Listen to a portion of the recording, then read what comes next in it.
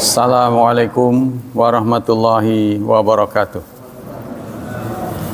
Innal hamdalillah nahmaduhu wa nasta'inuhu wa nastaghfiruh wa na'udzu billahi min syururi anfusina wa min sayyiati a'malina. May yahdihillahu fala mudhillalah wa may yudlil fala hadiyalah. Ashhadu an la ilaha illallah wa ashhadu anna Muhammadan abduhu wa rasuluh la nabiyya ba'da. Allahumma salli wa sallim ala nabiyyina Muhammad sallallahu alaihi wasallam wa ala alihi wa sahbihi wa man sara ala nahjihi ila yaumiddin, amma ba'd. Ayolah ikhwah, pelajaran pagi ini adalah tafsir surat 6 Al-An'am ayat 111. A'udzu billahi minasy syaithanir rajim. Walau annana nazzalna ilaihimul malaikata wa kallamahumul mauta wa hasyarna alaihim kulla syai'in qubulan ma kanu liyu'minu illa an yasha Allah walakinna aktsarahum yajhalun. Kalau annana sungguh kami nazzalna menurunkan ilaihim kepada mereka al malaikata malaikat-malaikat wa kallamahum dan berbicara kepada mereka al mauta orang-orang yang mati wa hasyarna dan kami kumpulkan alaihim atas mereka kulla syai'in segala sesuatu qubulan secara berhadap-hadapan maka liyu'minu maka mereka tidak akan beriman illa kecuali ayyasya Allah bahwa Allah menghendakinya bahwa ia menghendakinya illa ayyasya Allah melainkan bahwa menghendaki Allah. Walakinna akan tetapi aktsarahum kebanyakan mereka yajhalun bodoh. Pendapat para ulama tentang tafsir ini.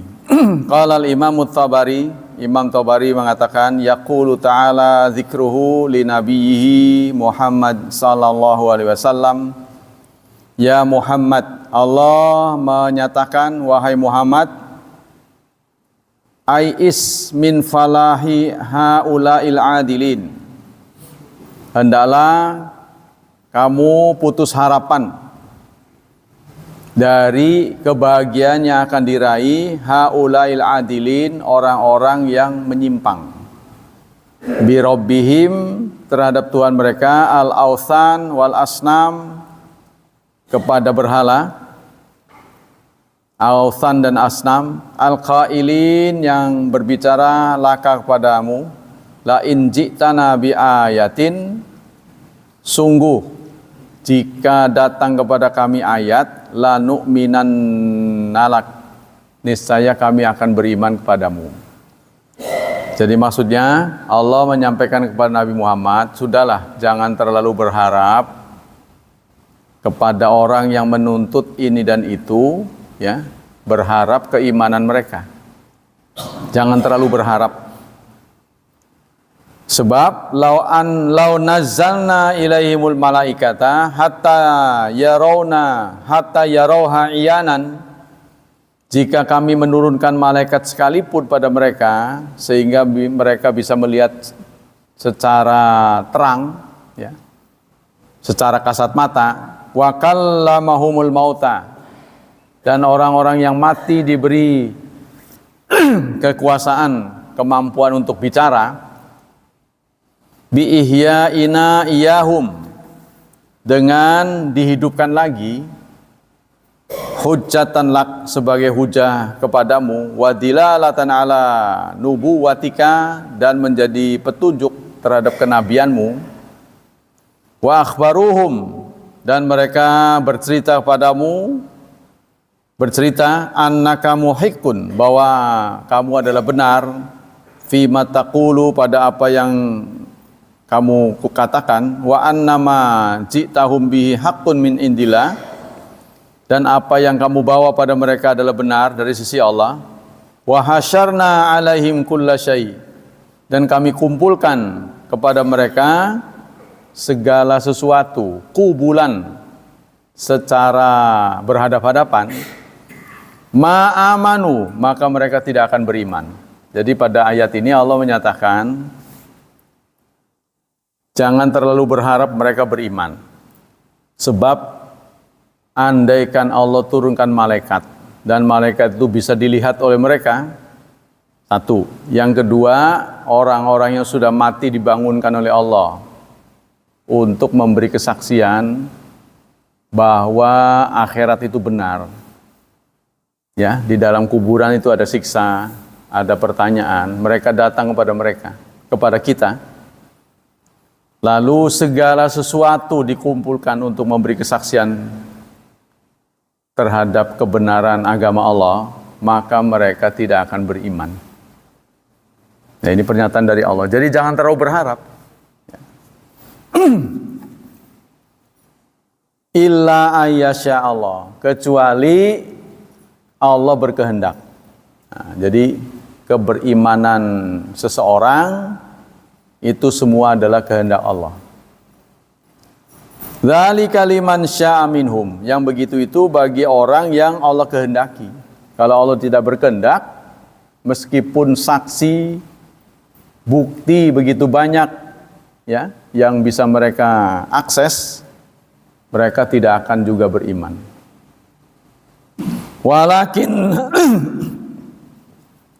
Walakin aktsarahum yajhalun, tetapi kebanyakan mereka adalah bodoh. Yang maksud bodoh ini nggak pernah belajar. Ya, namanya bodoh itu orang yang berhenti belajar. Wa idza qila lahum aminu kama amana sufaha.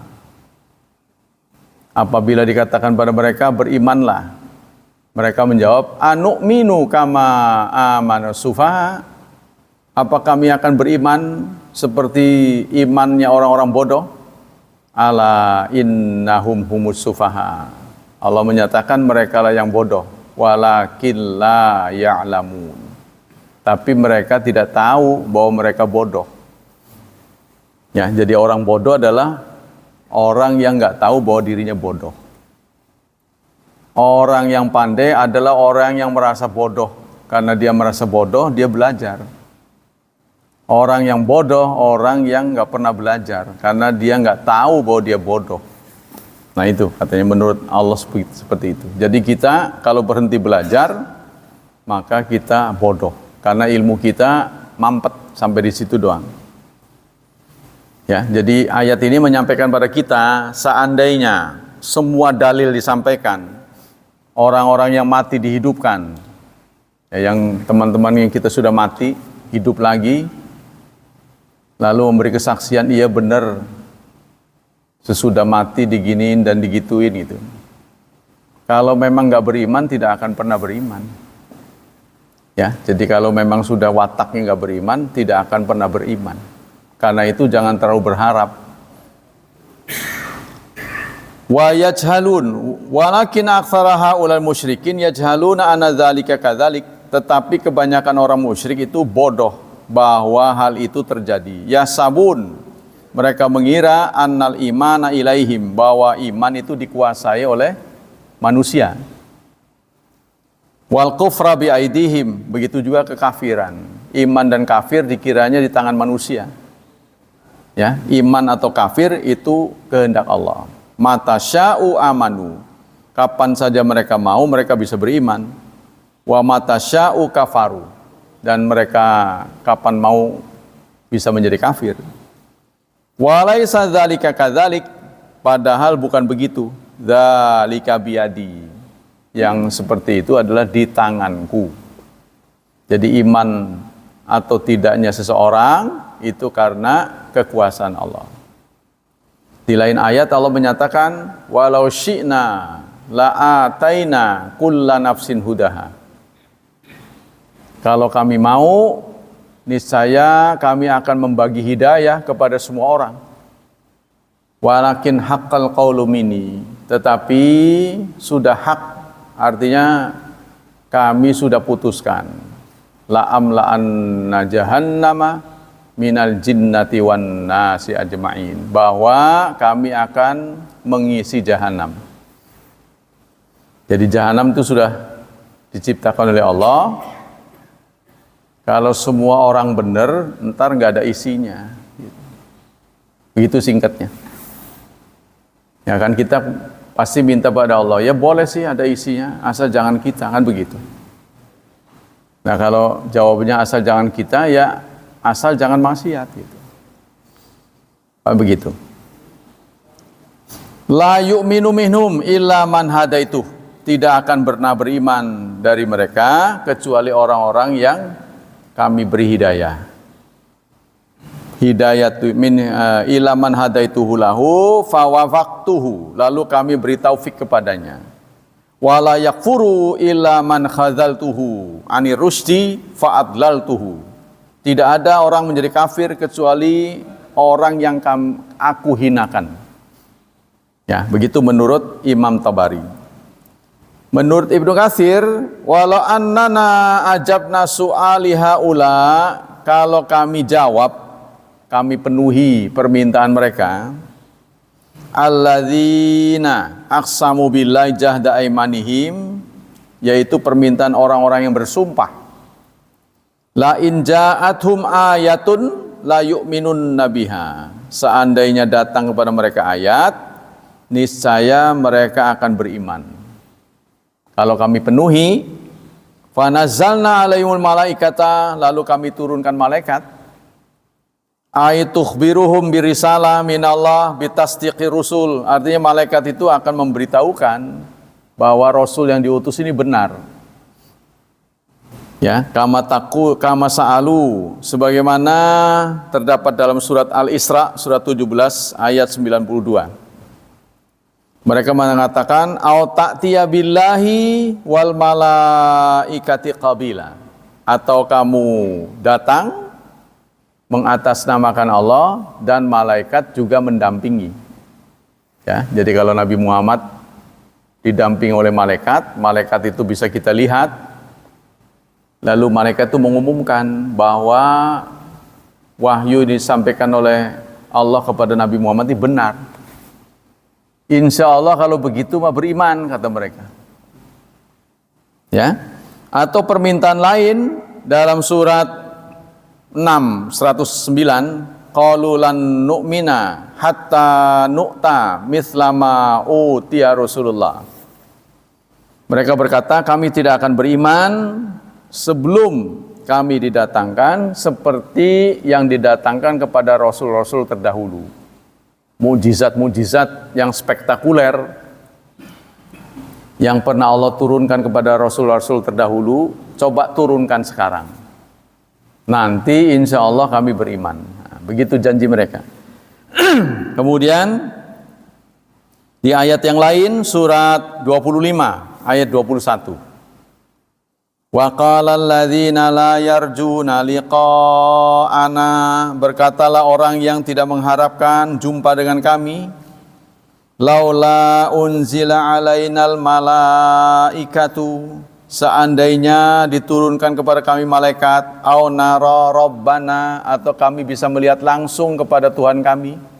Kalau diberi akses untuk melihat Allah langsung, ya, laqad istakbaru fi anfusihim, sungguh ya mereka telah berbuat istikbar, sombong terhadap diri mereka, wa atau utuwan kabira, dan mereka durhaka. Jadi Allah sudah membaca hati mereka. Mereka minta itu bukan pengen tahu, ya, tapi memang sekedar menghindar. Jadi minta yang aneh-aneh. Jadi dasar permintaannya bukan karena pengen beriman. Ya kalau benar ada saya insya Allah. Bukan itu, memang tujuannya menghindar. Karena dia tahu susah mau dikabulkan. Dan Allah juga sudah membaca, kalau dikabulkan sekalipun percuma. Sehingga Nabi Muhammad tidak terlalu banyak mengeluarkan mukjizat yang spektakuler. Ya, sebab Nabi Muhammad diberitahu oleh malaikat Jibril, kalau permintaan mereka dikabulkan, lalu mereka tidak beriman, maka azab akan turun. Nah ini, jadi Nabi Muhammad kesian. Udahlah biarin aja saya yang, singkatnya saya yang bonyok, nggak apa-apa dah. Itu kan? Kan kalau kita greget, keluarkan mujizat, kalau nggak mau turun azab, udah beres, selesai tugasnya.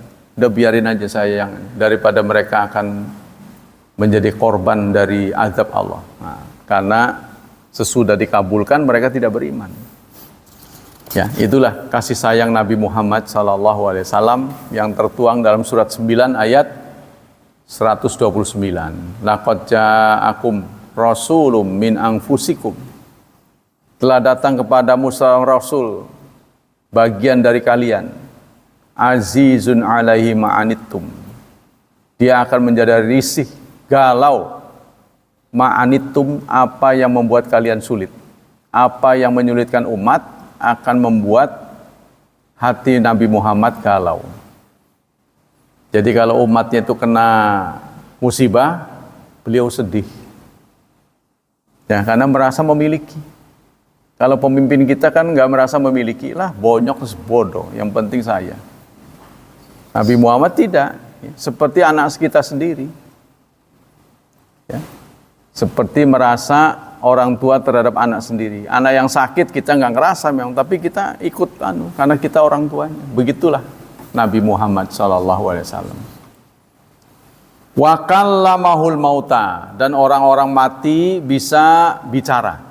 Ya, orang-orang yang teman-teman kita yang sudah dikubur tuh, pulang mereka memberitahu, iya benar siksa kubur ada gitu, bla bla bla bla gitu. Kalau calonnya tidak beriman, tetap nggak mau beriman. Angel itu. Atau bahasa Jawanya angel. Mau diapain ya begitu-begitu aja tambleg. Ya, udah berapa banyak orang dikubur, tetap aja nggak menjadi peringatan. Ada azan, ada apa, jojong baik. Jadi angel namanya bahasa Jawanya. Diubek-ubek kayak apapun susah. Udah wataknya. Jadi memang sudah takdir Allah. Wa hasyarna kulla syai'in kubulan.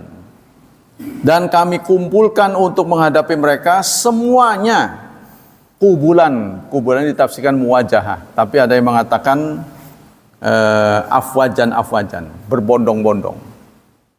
Jadi orang yang zaman Nabi Adam hidup lagi, berbondong-bondong datang kepada kita memberikan testimoni. Iya benar, kuburan dikubur itu disiksa. Iya benar, di sana susah kalau nggak bawa amal yang banyak.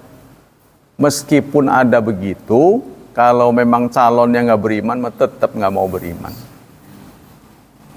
Ya. Maka nuli'minu illa ayyasya Allah. Maka mereka tidak akan beriman kecuali orang-orang yang Allah kehendaki. Nah, jadi orang bisa beriman itu kehendak Allah, bukan kehendak kita. Walaupun sebabnya ada. Ya, sebabnya ada. Ai innal hidayata ilaihi, artinya hidayah itu di tangan Allah. Ya jangankan kita, Nabi Muhammad yang tidak diberi hak. Ya, sehingga turun ayat ketika paman beliau Abu Thalib wafat, beliau sudah berupaya sedemikian kuat, sedemikian keras untuk mengislamkan pamannya Abu Thalib, tapi tidak berhasil. Turun ayat, innaka la tahdi man ahbabta. Engkau tidak bisa memberi hidayah kepada orang yang kau cintai. Walakinnallaha yahdi may yasha. Akan tetapi Allah lah yang memberi hidayah kepada orang yang Ia kehendaki. Ya, jadi walaupun kita berupaya keras menyadarkan orang, kalau Allah tidak berkehendak, nggak bisa sadar. Tapi sebaliknya, kalau Allah ingin orang itu sadar, jangankan diajak, dicolek aja udah mau. Jadi responnya sangat positif, responnya cepat. Innal hidayah la ilaha bal yahdi may yasha wa yudhillu may yasha. Akan tetapi Allah lah yang memberi hidayah kepada siapa yang Ia kehendaki dan menyesatkan yang Ia kehendaki. Wa huwal fa'alu lima yurid. Dia melakukan apa saja yang Ia kehendaki. Wala yus'alu. Tidak akan dimintai tanggung jawab. Tidak ada yang bisa melakukan klaim. Tidak ada yang bisa melakukan protes. La yus'alu amma yaf'alu. Tidak bisa ditanya Allah terhadap apa yang Ia kerjakan. Wa hum yus'alun. Bahkan makhluklah yang nanti akan ditanya. Ya, mau-mau Allah lah, suka-suka Allah. Mau dikasih, mau enggak, itu mau-mau Allah. Li ilmihi wa hikmatihi. Karena ilmunya Allah dan hikmahnya Allah. Wa sultanihi wa qahrihi, serta kekuatan yang dimiliki Allah, power. Wa ghalabatihi. Wa hadhil ayat ka qauli ta'ala, ini senada dengan ayat surat mana ini? Oh, enggak ada tulisannya. Surat tafsir Ibnu Katsir. Innalladzina haqqat alaihim kalimatu rabbika la yu'minun. Sesungguhnya surat Yunus surat 10 ayat 96 dan 97. Sesungguhnya orang yang hak atas mereka kalimat Tuhanmu, mereka tidak akan beriman. Jadi kalau Allah sudah memutuskan orang itu tidak beriman, maka sampai kapanpun tidak akan beriman. Walau ja'athum kullu ayatin, meskipun telah datang padanya semua tanda, semua bukti. Kalau Allah tidak berkehendak orang tersebut beriman, maka dia tidak akan beriman. Hatta yarawul adzabal alim, sebelum melihat siksa yang dahsyat. Nah, seperti Fir'aun ya. Setelah dia melihat kenyataannya akan tenggelam, baru dia masuk Islam. Tapi Allah tidak menerima keimanan Fir'aun.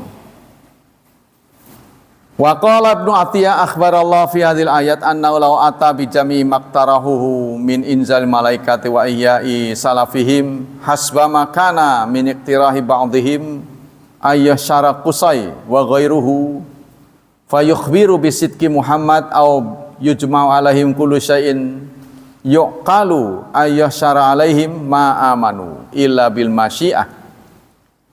Menurut Ibnu Athiyah, Allah mengkhabarkan lewat ayat ini bahwa segala upaya yang dilakukan, segala permintaan yang mereka minta dikabulkan, kalau memang Allah tidak menghendaki beriman, maka tidak akan pernah beriman. Ya, itu maksud dari ayat ini.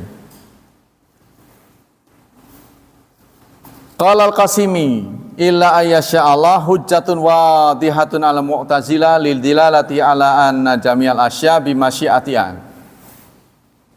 Illa ayyasha Allah, kata-kata illa ayyasha Allah, kecuali Allah menghendakinya, ini menjadi hujah yang jelas bagi Mu'tazila.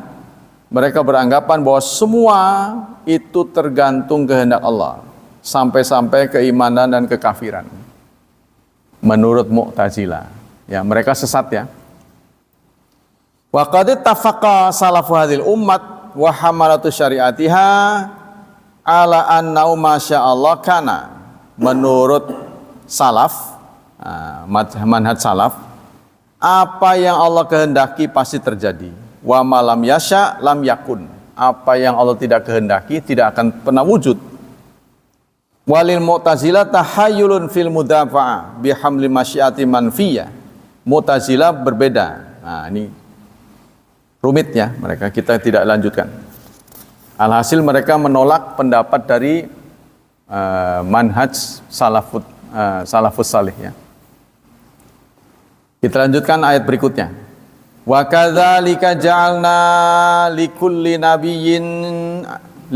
nabiyyin adu. Wa kadzalika ja'alna likulli nabiyyin aduwan syayatinal insi wal jin. Seperti itu kami jadikan bagi setiap nabi musuh-musuh. Ya, musuh berupa setan-setan manusia dan jin. Musuh-musuh nabi ini, setan-setan. Setannya mah enggak ada bentuknya. Bentuknya adalah manusia dan jin. Ya, jadi setan itu nggak bisa diakses oleh indera kita, tapi gejalanya ada pada manusia dan jin. Yuhi ba'duhum ila ba'din, mereka saling membisikkan, saling memprovokasi satu sama lain. Zukhrufal qauli, ucapan-ucapan yang dipoles. Gurura, tapi ucapannya bohong. Walau syaa rabbuka, kalau Tuhanmu menghendaki, ma fa'alu, mereka tidak akan melakukannya. Fadharhum, maka biarkan mereka, wa ma yaftarun, dan apa-apa dan dusta yang mereka lakukan. Walitasgha ilaihi afidatul ladzina la yu'minuna bil akhirah, dan akan cenderung kepada mereka, ya, akan tertarik pada mereka hati orang-orang yang tidak beriman kepada akhirat. Waliyardahu, mereka akan meridhoinya. Waliyaqtarifu ma hum muqtarifun, dan mereka akan mengada-ada, ya, apa-apa yang mereka ada-adakan. Apa maksud dari ayat ini? Qala Syekhul Islam Ibnu Taimiyah mengatakan, wa man tadabbara haula al ayat alima annahu muntaliqun ala ma yu'aridu kalamal anbiya bi kalami ghairihim bihasabi halih. Bahwa ayat ini maksudnya ditujukan kepada orang-orang. Orang-orang siapa? Yang menentang wahyu. Mereka menentang kabar yang dibawakan oleh Nabi, lalu mereka poles dengan kata-kata yang indah, sehingga sedemikian menarik, orang yang mendengar kemudian akan terpesona, akan terbujuk, yang pada akhirnya melawan wahyu. Ya, makanya itu ada kata-kata Islam Nusantara, ya, Islam lokal, dan sebagainya. Sebenarnya Islam ya Islam, sudah nggak perlu ada adjektif apa lagi gitu. Ya, tapi dikecilkan, Islam begini, Islam begitu. Wa asul adawat al-bughdu, prinsip dari permusuhan itu adalah benci. Jadi kalau orang itu sudah dasarnya benci, maka dia akan memoles-moles, ya, untuk mengecilkan makna Islam dan menjatuhkan martabat Islam. Qala ba'du salaf, mabtada ahadun bid'atan illa kharajat halawatul hadis min qalbi. Tidak ada, kata ba'du salaf, sebagian salaf, tidak ada orang berbuat bid'ah kecuali keluar, ya, manisnya hadis dari hatinya. Jadi hadis itu lawan kata dari bid'ah. Kalau orang berbuat bid'ah, itu pasti tidak mengamalkan hadis. Ya, sehingga kalau ahli-ahli bid'ah itu pasti benci hadis. Pasti itu. Jadi kalau disodorkan mana berita yang valid, ya, riwayatnya dari siapa, pasti dia akan menentang. Tuh. Antara lain untuk mengukuhkan pendapat Syafi'i, dia mengatakan, mana sih duluan Bukhari sama Syafi'i? Gitu kata. Padahal dia juga nggak tahu Syafi'i. Ya, hanya kata-kata yang dia pungut dari buku-bukunya. Artinya bukan berasal dari karya asli Imam Syafi'i. Karya aslinya itu kan Al-Um. Dia tidak mengutip dari situ, tapi dari buku-buku yang mengatasnamakan Imam Syafi'i. Padahal tidak. Ya, jadi kita kan harus tahu sumber aslinya. Wakila an ba'di ru'usil Jahmiyah. Nah, ini. Laisa syai'un anqadha liqaulina minal Qur'an. Kata satu sekte dari umat Islam yang menamakan diri dengan Jahmiyah. Tidak ada sesuatu yang bertentangan dengan pendapat kita minal Qur'an melebihi Qur'an. Jadi Qur'an itu bertentangan sekali dengan pendapat kita. Udah nggak cocok, sudah tidak relevan. Nah, kata mereka begitu. Fa'aqaru bihi zahir, maka mereka mengaku yang zahir saja. Tsumma sarafuhu bitakwil, kemudian ditakwil. Jadi ditakwil. Ya, contohnya as-sariqu was-sariqatu faqta'u aydiyahuma. Pencuri potong tangannya, laki atau perempuan. Kata dia bukan potong tangan, potong jabatan. Jadi ditakwil, dibelokin. Ya, semua dibelokin. Wa yaqalu inna qala idza taju alaikum bil hadits faghalituhum bitakdzib. Kata mereka menyeru pada murid-muridnya, kalau ada orang berhujah dengan hadis, maka kamu recoki. Direcoki dengan takdzib, pendustaan. Bagaimanapun caranya. Wa idza tajju bil ayat, kalau mereka berhujah dengan ayat, faghalituhum bitakwil. Takwilkan. Kalau ayat kan enggak ada yang dhaif, maka ditakwil. Oh, maknanya enggak begitu. Ya, sehingga timbul istilah-istilah kata-kata begini, Quran tidak suci. Jadi supaya orang mikir gimana Quran tidak suci. Quran tidak suci. Terus macam-macam lah. Ya, yang istilah-istilah yang mereka buat. Alhasil dari sekian kelompok yang paling selamat itu adalah manhaj salafus salih. Kita boleh saja orang ngaku ya pendapatnya yang paling benar, tapi kita bisa lihat dari gejalanya, lihat dari hasilnya. Semua pendapat manhaj salafus salih, pesantren-pesantren yang berbasis manhaj salafus salih, anak-anaknya tidak merokok. Dijamin, karena dihukum berat. Yang kedua, mereka anak-anak yang sekolah di manhaj salafus salih dijamin akan meramaikan masjid. Karena masjid yang adalah tidak terpisahkan dari kehidupan muslim. Ini dua ini yang kita lihat gejalanya. Yang ketiga, mereka akan dididik dengan akhlakul karimah. Contohnya banyak. Kita bisa bandingkan ya antara manhaj salafus salih dengan yang bukan. Alumninya gitu. Ya, kalau tamatan yang bukan manhaj salafus salih pasti jauh dari masjid, malas ke masjid. Satu, yang kedua pasti dia merokok. Itu yang saya sudah lihat ini. Walaupun namanya kebaikan tuh bukan hanya dua, yang ketiga akhlakul karimah, akhlaknya baik. Ya, artinya taat kepada Allah lebih daripada yang lain. Itu yang saya lihat. Saya akan memantau saja itu. Itu gejalanya begitu. Yang lain-lain nggak bebas. Ya, di pesantren-pesantren itu saya lihat dari kecil itu sudah mulai diajar merokok.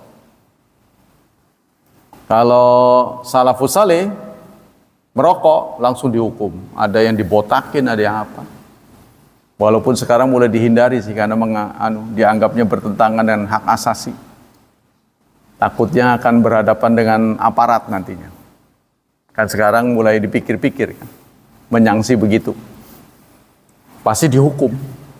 Jadi saya lihat semua manhaj salafis begitu. Nanti ujung-ujungnya tamat, diarahkan meramaikan masjid. Bisa ngimamin, itu. Kalau yang bukan manhaj salafus salih, walaupun bisa, dia akan menghindar dari pengimaman.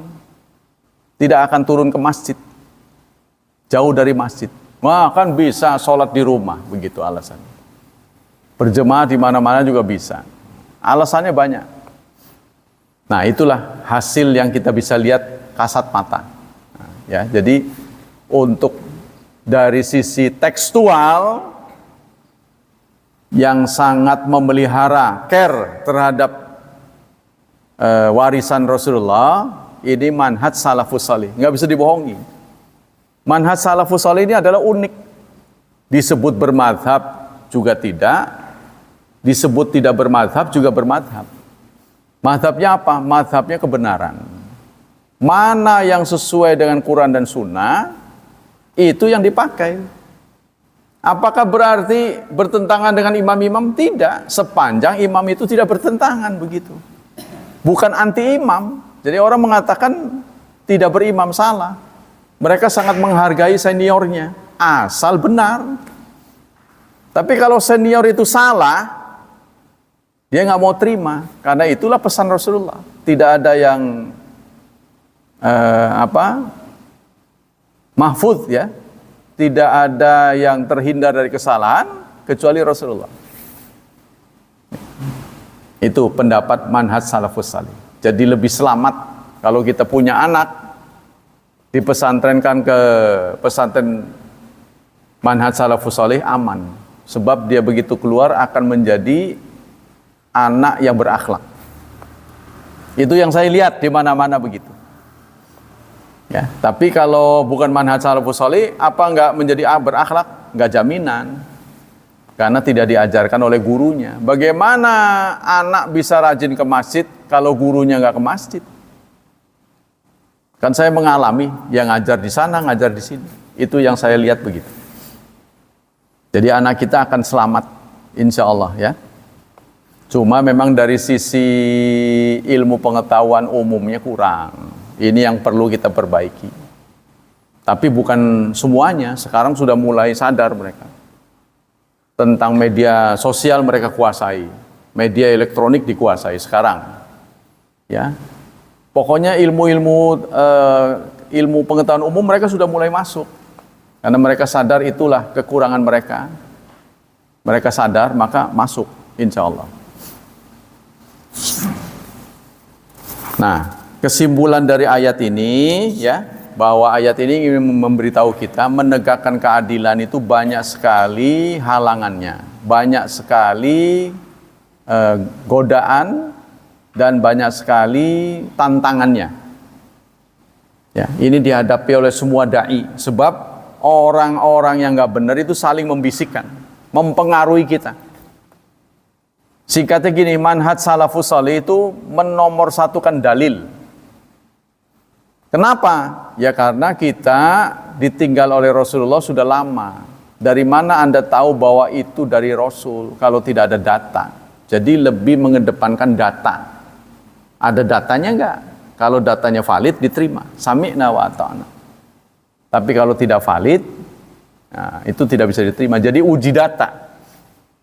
Ngomong tuh jangan asal ngomong, harus ada datanya. Singkatnya begitu, ya, manhaj salafus salih. Baik, kita lanjutkan dengan sunnah. Kali ini kita bacakan fatwa-fatwa dari Syekh Utsaimin masih di seputar iktikaf. Bentar lagi selesai. Bismillahirrahmanirrahim. A'malu muadzinan bidaulatil Kuwait wasakanul khas bina dakhilan masjid. Saya menjadi seorang muadzin di negara Kuwait. Begitu penanya menyampaikan kepada Syekh Utsaimin. Saya tinggal di tempat yang khusus, ruang khusus di dalam masjid. Ya, jadi penanya ini seorang muadzin di negara Kuwait. Kemudian saya diberi ruangan khusus di dalam masjid. Fahal idza nawaitul i'tikaf muddata muqusi fil masjid la adkhula sakan bal azillu fil masjid. Kalau saya i'tikaf di masjid, apa saya boleh enggak? Gimana saya di dalam atau di ruangan saya? Ya, singkatnya orang ini nanya, saya bekerja sebagai muadzin, tukang azan di negara Kuwait. Di dalam masjid saya diberi ruang. Kalau saya itikaf, apa harus di dalam ruangan saya atau di luar? Padahal walaupun di dalam, ya di dalam masjid gitu. Dijawab oleh beliau, idza kanal ghurfa allati yaskunuha hadzal muadzin hiyal masjid nafsuhu ay inna ghurfatun min ghurafil masjid fa hukmuha hukmul masjid. Kalau ruangan yang dia tempati itu adalah bagian dari masjid, ya, masih dari hitungan masjid, masih area masjid, maka hukumnya adalah hukum masjid. Hukumnya sama dengan masjid. Fayajuzu lahu ayat khulafiha, maka dia tetap boleh di dalam ruangan. Ya, seperti di sini kan ada ini ruangan muadzin. Ya, kalau sang muadzin ini mau itikaf nggak perlu ke sini. Di dalam kamarnya bisa. Dan itu yang cocok memang. Sehingga kita kalau gegoleran namanya miring sana miring sana jadi nggak malu. Ngorok segala nggak kedengaran. Gitu. Nah, itu kan. Bagusnya memang ada ruangan, tapi tidak mengganggu pengunjung masjid lainnya. Nah, seperti di sini kan tidak mengganggu. Jadi kalau muadzin ini mau itikaf nggak perlu ke sini, dia cukup di situ karena ruangannya itu juga bagian dari masjid. Ya. Wala haraj li anna idza kanat mil masjid sara maujuduhu fiha ka'anna maujudun fi jihati min jihadil masjid. Karena ruangan dia itu adalah bagian dari masjid, sehingga meskipun dia di dalam ruangan tidak perlu keluar karena sudah termasuk masjid. Amma idza kanatil ghurfa min hajazan wa babu kharil masjid fa inna tu'tabaru baitan mustaqillan. Adapun jika ruangan yang dia tempati itu di luar masjid, walaupun dekat masjid tapi bukan bagian dari masjid, ya, maka tidak sah itikaf di dalam ruangan. Ya, contohnya dia disewain seberang sini kan, dipisah oleh jalan, tapi bukan bagian masjid, punya orang disewa. Maka dia tidak boleh itikaf di sana. Walaupun dekat masjid, bukan bagian dari masjid, kalau bukan area masjid. Pertanyaan berikutnya, a'lamu anal iktikaf la yajuzu illa fi masjidin jami'. Saya tahu bahwa itikaf itu tidak boleh dilakukan kecuali di masjid jami. Apa masjid jami itu? Masjid yang dipakai Jumat. Jadi itikaf itu yang sah adalah di masjid yang dipakai Jumat. Kenapa harus begitu? Karena batalnya itikaf itu kan keluar. Ya, andaikan dia itikaf 10 hari, nanti giliran Jumat, kan di situ nggak Jumatan, dia keluar nantinya kan batal. Tuh, jadi usahakanlah kita itikaf di masjid yang lengkap, toiletnya ada, ya. Kemudian juga di situ diselenggarakan Jumat, sehingga dia tidak perlu keluar untuk memenuhi kewajiban, ya. Itu. Jadi di sini masjid ini memenuhi syarat. Apalagi kalau layanannya lengkap plus. Ya, di samping makan minum, kemudian alat tidur juga disediakan, laundry juga disediakan. Waduh, ya sudah, alhamdulillah, dunia akhirat itu. Ya kan? Dunia akhirat itu. Dapat pahalanya nggak tanggung-tanggung 1000 bulan. Nah, jawaban beliau adalah al-inqitalil ibadah fi baitika idza lam yushghilaka amma huwa wa anfa' minal ibadat la ba'sabi walakin laisa itikafan. Ini ada pertanyaan, Syekh, kalau saya ini buta, kemudian tidak ada masjid yang dekat dengan rumah saya, jadi saya di rumah saja, sama dengan itikaf. Di rumahnya itu dia melakukan hal-hal yang dilakukan oleh orang itikaf, baca Quran, bertasbih, bertahlil. Apakah perbuatan saya juga termasuk itikaf? Ya, pertanyaan itu. Saya ini orang yang buta, tidak ada masjid yang dekat, artinya masjidnya jauh-jauh. Jadi saya itikafnya di rumah saja. Sama seperti yang dilakukan orang itikaf, saya baca Quran, bertasbih, bertahlil gitu. Sama. Apakah perbuatan saya termasuk itikaf? Nah, ini yang ditanyakan. Dijawab oleh Syekh, in kita lil ibadah fi baitika idza lam yushkiluki amma lil insani. Yang tanya perempuan. Anda mengkhususkan diri di rumah asal tidak mengganggu yang wajib itu boleh-boleh saja. Tapi apapun yang Anda lakukan, ketaatan apapun yang Anda lakukan di rumah bukan itikaf. Karena itikaf syaratnya harus di masjid jami. Tuh, ya. Nah, karena Lailatul Qadar tidak akan turun di rumah, turunnya di masjid. Lailatul Qadar tuh, maksudnya tiketnya itu dikasihnya di masjid, tidak di rumah. Nah, jadi kalau pas kita nenggeli, bahasa Jawanya itu, kita tidak itikaf penuh, tapi waktu datang pas Lailatul Qadar, ya itu beruntung. Ya, kalau mau pasti dapat, sudah pasang wuwu. Jadi apa? Dari ujung ke ujung 10 malam semua kita 10 hari terakhir kita datangi. Itu pasti dapat.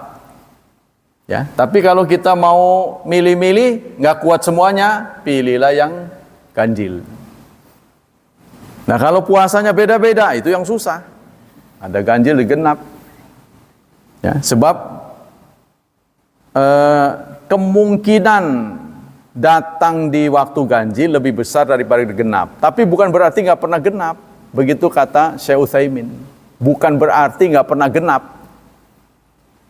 Kalau kita harus milih afdal, maka 10-10-nya kita, 10 hari terakhir kita semua lakukan. Kalau nggak bisa 10, yang ganjil-ganjil saja. Kalau nggak bisa yang ganjil-ganjil 5, ya sudah yang 7 hari terakhir. Kalau nggak bisa 7 akhir, ya 5 hari terakhir. Kalau nggak bisa 5 akhir, ya yang terakhir saja. Kalau nggak bisa, ya udah terawihnya saja. Terawihnya tetap setia, sebab sama ka'annama ahyal laila kullah. Ya namanya orang kan nggak bisa dipaksain. Siangnya ada yang kerja, itu kan, dan membutuhkan fokus seperti dia operator. Wah, kalau ngantuk kan bahaya. Ya, kita nggak boleh memaksakan. Dan Syekh Utsaimin juga mengingatkan, iktikaf itu sunnah. Jangan sampai mengganggu yang wajib. Jadi gara-gara kita sebagai pekerja, lalu kita alasannya iktikaf, dimarahin sama bosnya, bosnya dimarahin lagi. Ya nggak boleh, itu kan kita terikat kerja. Kerja kan wajib karena kita sudah komitmen. Ya, kerja saben hari, walaupun 10 hari Ramadan dia nggak mau tahu bosnya, tetap harus masuk. Ya kita harus mementingkan kerja lah, karena itu sudah terikat kewajiban. Ya kan? Walladzina hum li amanatihim wa ahdihim ra'un. Salah satu sikap orang muttaqin yang memenuhi janjinya. Nah, begitu juga perempuan. Apakah kesunahan itikaf itu khusus buat laki-laki? Buat semua, kata beliau. Tapi itikaf itu sunnah, jangan sampai karena itikaf meninggalkan kewajiban. Di rumah ada anak-anak, sebodoh tak tinggal. Nggak boleh, ya. Kecuali kalau semuanya bisa tertangani, itu pun tidak menimbulkan fitnah. Contohnya ada ruang khusus buat perempuan. Jangan terbuka sama dengan laki-laki dan perempuan, ikhtilat, tidak boleh. Itu yang cocok kamar lah. Ya, jadi kita pindah hidup di masjid singkat itu. Suami istri boleh, suami istri sepasang. Itu yang afdal begitu. Karena istri Rasulullah juga membangun kemah.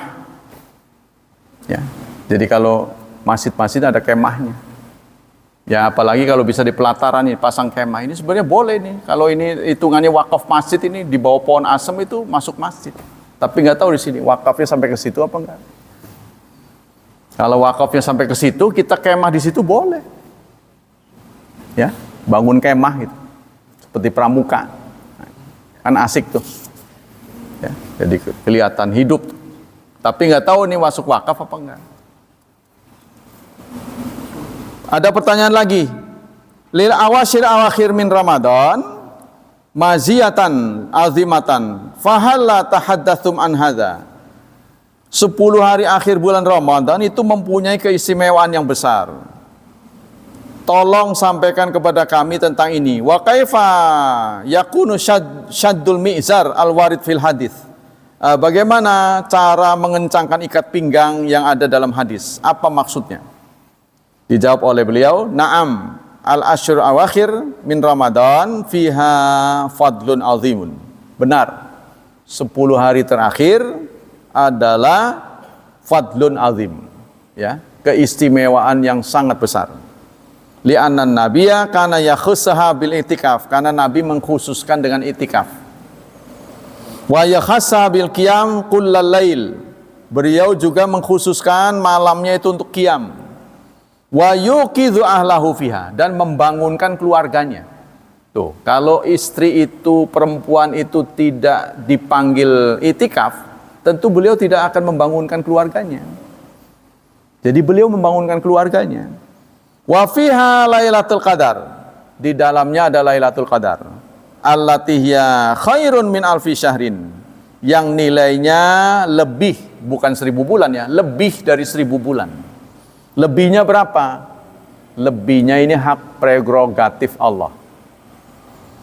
Fala yambagi lil insan ay yudhi'ayaha bitajawul fil aswaq, tidak seyogyanya kita sibukkan 10 hari akhir dengan warawiri ke pasar. Ya kalau orang pasar ya di pasar lah. Justru lagi istilahnya perpegan. Nah, godaannya kan besar kan? Lagi laris-larisnya kita diminta untuk iktikaf. Au bisahar fil buyut, atau tidak tidur, ya, begadang tapi di rumah. Fayafutu fi dzalika khairun katsir, karena itu akan kehilangan kebaikan. Fa inna Rasulullah sallallahu alaihi wasallam qad i'tafaqa, sesungguhnya Rasul sudah i'takafa al-asyr awal. Beliau pernah i'tikaf di 10 hari pertama, kemudian berpindah ke tengah. Kemudian Jibril memberitahu bahwa Lailatul Qadar itu ada di 10 hari akhir. Ya, maka sejak itulah fa'takafa, beliau itikaf asyral awakhir, di 10 hari akhir min Ramadan, dari Ramadan, hatta tawaffahullah, sampai Allah wafatkan.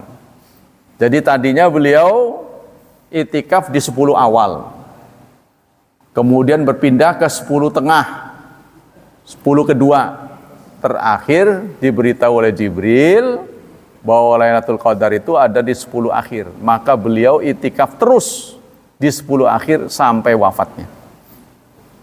Wa ini ahusu ikhwani ala tinami salafiha mal imam, dan aku menyampaikan imbauan kepada saudara-saudaraku untuk merebut, untuk berburu Lailatul Qadar dengan salat bersama imam. Wa alla yansarifu hatta yantahiyal imam min salati, dan jangan pulang sebelum imam selesai. Ya. Li'anahum bidzalika yuktabu lahum qiyamul lailah, sebab kalau kita bisa menyelesaikan salat bersama imam, maka dicatat untuknya sama dengan qiyamul lailah. Ya. Artinya menegakkan semalam, padahal cuma berapa jam, ya, paling 1 jam kan, paling lama kan. Nah itu dianggap sama dengan menegakkan 1 malam. Jadi itu batas minimal. Kalau kita nggak mau ke masjid lagi, minimal terawihnya bareng sama imam sampai selesai. Wal imamu ladzi yusalluna bihi fi akhiril lail yutir. Bagaimana wan nasu fi Makkah, orang-orang di Mekah yusalluna awalal lail bi imam, di awal malam bersama imam, wa akhiral lail bi imam, di akhir malam juga bersama imam. Di Mekah itu sholatnya 2 kali katanya. Awal malam maksudnya isya tarawih itu, kemudian malamnya ada lagi. Ya, boleh-boleh saja itu ya. Wal imamul ladzi yusalluna bi akhiril yutir. Nah, imam yang sholat di akhir malam baru witir. Yang kedua ya, di malam itu baru witir. Wa yakunu minan nas may yuhibbu ayyasal qiyamal lail fi akhirail mal imam tsani. Ada sebagian orang yang ingin sholat lagi ya, kedua. Maksudnya terawih jojong, nanti malam ada lagi dia mau ikut lagi. Nah, bagaimana untuk orang seperti ini? Kan witirnya mesti di belakang. Ya kan? Bagaimana dengan hadis tadi? Kalau dia tidak ikut witir berarti nggak sampai selesai. Padahal kan hadisnya kan jika orang itu mengikuti sampai imam selesai, itu kan? Bagaimana caranya? Maka caranya begini. Fa innau idza salamal imam, kalau dia kepengen sholat lagi malamnya, dia tetap ikut witir bersama imam. Di tarawih itu, ya, ikut tetap. Setelah imam selesai assalamualaikum warahmatullahi wabarakatuh, dia berdiri lagi. Bagi orang yang pengen nanti malam sholat lagi. Setelah imam salam assalamualaikum warahmatullahi, dia berdiri lagi nambahin 1 rakaat. Jelas belum? Imam kan terakhir 3 rakaat, witir kan? Nah, bagi orang yang kepengen nanti malam sholat lagi, kan dia supaya mendapat menghidupkan malam bersama imam, itu kan? Dia tidak boleh meninggalkan imam sebelum selesai. Kan 3 rakaat akhirnya, itu kan? Nah, setelah imam salam dia 1 rakaat lagi, berarti kan genap tuh. Nanti ganjilnya malam. Gitu. Bagi orang yang mau sholat lagi nanti malam. Tapi bukan sholat tahiyatul masjid maksudnya. Sholat ini lagi, qiyamul lail. Ya, boleh-boleh saja. Jadi fa inna idza salamal imam, apabila imam sudah salam, ata bi raqatin, maka dia bangun sholat lagi 1 rakaat, liyakunal witra syaf'an, supaya yang witir menjadi genap. Kan tadi 3 tambah lagi 1 jadi 4. Ya. Wala haraj alai fi dzalik, tidak ada masalah untuknya. Nanti malam dia bangun lagi, sholat lagi, ditutup pakai witir. Fa inna hadza nadhir salatal muqim khalfal imam. Ini setara sama dengan sholat seorang imam yang musafir. Kita orang yang mukim diimami oleh sholat musafir. Paham belum? Imamnya musafir, makmumnya mukim. Waktu sholat zuhur kan dia sholatnya 2 rakaat karena dia musafir kan. Dia salam, kan yang mukim kan berdiri lagi, nambahin. Nah, ini sama dengan itu katanya. Ya, kata beliau begitu. Tapi yang nggak setuju ya nggak apa-apa. Nggak setuju ya nggak apa-apa. Nggak ada sanksi. Karena ini fatwa beliau, ini fatwa Syekh Utsaimin. Ya, bukan Samin, bukan Sarmin. Bukan Sarmin, kalau Sarmin mah nggak ada ilmunya. Ini Syekh Utsaimin. Ulama internasional, sudah teruji. Ya. Itu, sudah terkonfirmasi sebagai imam internasional. Nah, ilmunya sudah segudang. Ya, kata beliau begitu. Wa huwa yuridu ayyakul ma imam tsani alladhi yaqumu akhiral lail fa inna yanwi idza qamal imam awal akhira al witra fa yanwi lahu ana yuridu syaf'an. Maka ketika imamnya selesai assalamualaikum, dia segera berdiri lagi untuk menjangkepin, sebab dia akan sholat malam.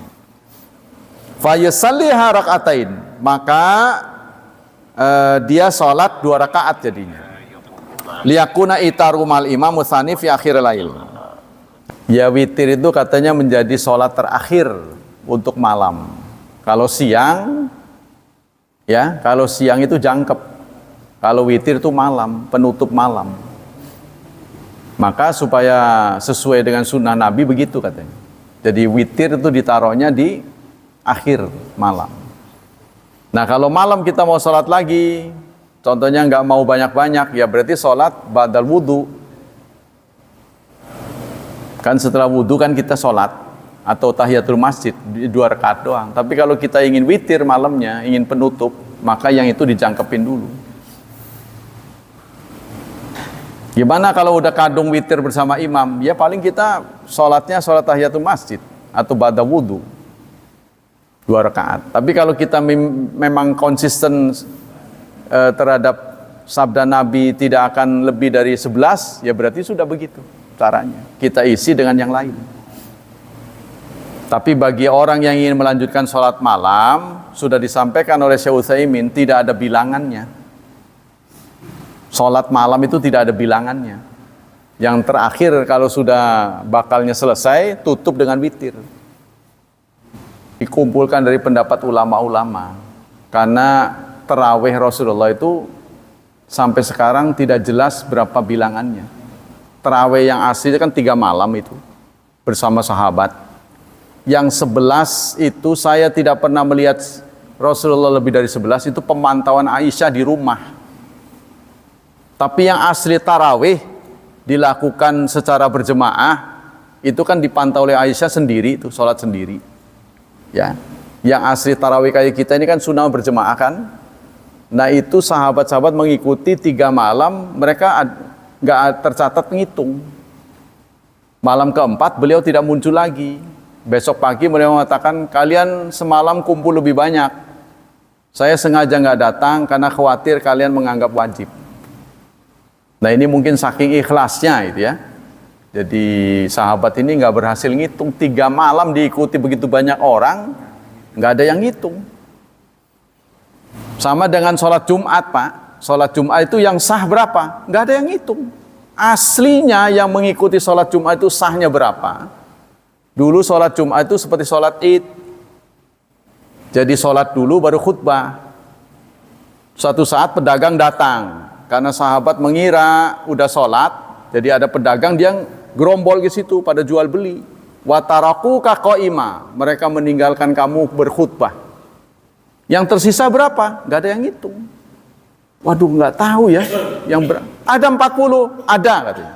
Maka dicatatlah Imam Syafi'i minimal 40. Padahal itu pantauan kira-kira. Itu dalam sejarah. Jadi sejarah ini udah nggak bisa kita konfirmasi lagi, nggak bisa diulang lagi. Kita terima udah begitu. Itu Pak. Jadi makanya Syekh Utsaimin memberikan kebebasan. Kita tidak boleh menjudge orang yang lebih dari 11 itu sebagai sesat. Nah, sebab memang tidak ada dalilnya. Tapi beliau cenderung sebaiknya 11. Begitu menurut beliau. Karena dalil-dalil dari Aisyah. Jadi maksudnya ibadat ini jangan terlalu diforsir. Kalau kita kepengen banyak, kalau Allah tidak menentukan, contohnya tasbih ditentukan 33, kan saya lagi pensiun, ini lagi libur, 1000 aja sih. Ya jangan terlalu itu. Kalau sudah ditentukan begitu, ya begitu. Tapi itu pendapat, sekali lagi. Tidak boleh kita menjudge itu pasti gitu. Gitu Pak, pada dasarnya. Ya, mana lagi? Ya, silakan. Kalau yang riwayat katanya Imam Ahmad yang sholat 150 rakaat sampai 300 itu dapat dari. Nah, itu yang saya belum tahu itu. Karena kita bisa bayangkan semalam itu berapa jam sih? 1. Yang kedua kita ukur menyelesaikan 1 rakaat berapa menit? Kita kali 300. Kira-kira bagaimana gitu loh. Semalam ini kita berapa jam? Dihitung aja sih kita sholat 1 rakaat itu berapa menit? Kali 300. Itu menyelesaikan berapa jam kira-kira? Apa iya ngapruk sholat terus plak-pluk gitu 300? Ya? Lah itu makanya saya nggak tahu itu. Angka itu nggak bisa dipertanggungjawabkan. Dari mana sumbernya? Jadi kembali kepada Rasulullah, insya Allah nyaman. Insya Allah nyaman. Kata Rasulullah, ma yazidu fi Ramadan wala fi ghairihi ala 11 rakaatan. Rasulullah tidak pernah saya lihat lebih dari 11 rakaat. Tuh, itu yang paling nyaman. Ya, saudara-saudara kan ngalamin, coba sekali-kali ngalamin 20. Sepertinya nggak ikhlas itu. Kalau yang 23 Ustaz? Ya. Kalau yang riwayat 23 Pak? Dari Umar bin Khattab. Dari Umar bin Khattab setelah beliau melihat banyak orang berkelompok-kelompok sholat, ini disatukan. Katanya itu sholatnya 23.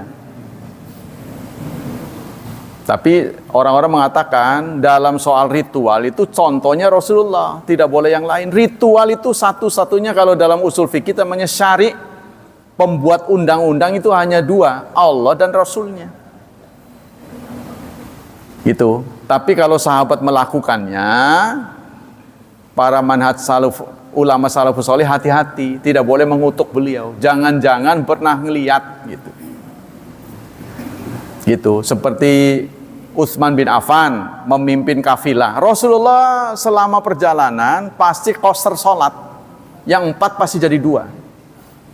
Tapi Utsman bin Affan pernah memimpin kafilah haji. Beliau sholat zuhur 4 rakaat. Sehingga Mu'adz bin Jabal sampai mengatakan inna lillahi wa inna ilaihi raji'un. Tapi karena Utsman ini sang khalifah, beliau tetap di belakang. Walaupun dia mengucapkan itu nggak setuju. Sehingga Syekh Utsaimin berpendapat sholat qasar untuk orang musafir hukumnya rukhsah, bukan wajib. Karena menimbang itu perbuatan dari Utsman bin Affan. Kalau dia nggak pakai berarti dia mengutuk Utsman. Gitu. Jadi kalau beliau boleh pakai boleh nggak. Sehingga kalau kita mudik nih, kita kan statusnya musafir. Tapi kita udah sampai di kampung kita. Di sana ada sholat orang sana kan? Berjemaah. Mana yang kita pilih? Kita tetap qasar atau sebaiknya kata Syekh Utsaimin kita gabung. Karena gabung itu pahalanya lebih besar. Dan tidak akan menimbulkan kerancuan gitu. Yaitu makanya witir itu kan ditempatkan di akhir malam. Kalau kita berpendapat pada pendapat itu, maka kita jangkepin. Kalau sekarang kita setelah 8 rakaat kita pergi kan tidak dapat hadis ka'an nama ahyal laila kullah karena imamnya belum selesai kan. Nah kita tunggu selesai, tapi imamnya witir. Sementara kita kepengen nanti malam bangun lagi, maka kita jangkepin. Begitu imam 3, kita tambah 1 rakaat lagi. Berarti kan kita sudah genap, nanti witirin nanti. Nggak ikut salam, kita berdiri lagi. Ini fatwa beliau ya, saya belum lihat di tempat lain. Tapi fatwa beliau bukan Sarmin ini, Syekh Utsaimin itu. Kalau Sarmin kan nggak sekolah, kalau ini kan ya ulama internasional. Nah nanti kita lihat lagi bandingkan yang lain-lain. Coba nanti Soleh Fauzan saya baca. Maka itu kata beliau, kalau kita setelah 8 rakaat kita pulang, kita nggak mendapat keutamaan itu. Tapi kalau kita ngikut keutamaan, saya mau sholat malam. Kan witirnya taruhnya di belakang. Maka caranya begitu solusinya, kata beliau. Ya, kita pending dulu lah kalau mikir-mikir. Jangan terlalu mikir keras, nanti sakit.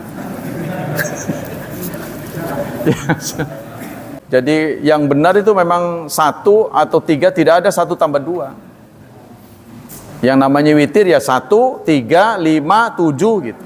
Nggak boleh 1 tambah 2. Itu memang benarnya begitu. Nah kalau kita pengen sesuai dengan Rasulullah, ya caranya begitu. Nggak bisa ngikut imam, 1 saja kita ikut. Nanti yang 2 kita nambah sendiri. Kan dia dipetal Pak. 2 dulu salam, 1 lagi. Yang 2 jadi nggak ikut kan karena bukan witir. Kalau berani menghadapi masyarakat mah gitu. Dipelototin orang ya. Demikianlah hadirin hafizani wa hafizakumullah. Semoga Allah melimpahkan pahala yang berlipat buat kita dan Allah berkenan mentakdirkan kita mendapat pahala Lailatul Qadar. Allah mentakdirkan anak keturunan kita menjadi anak keturunan yang saleh dan salihat.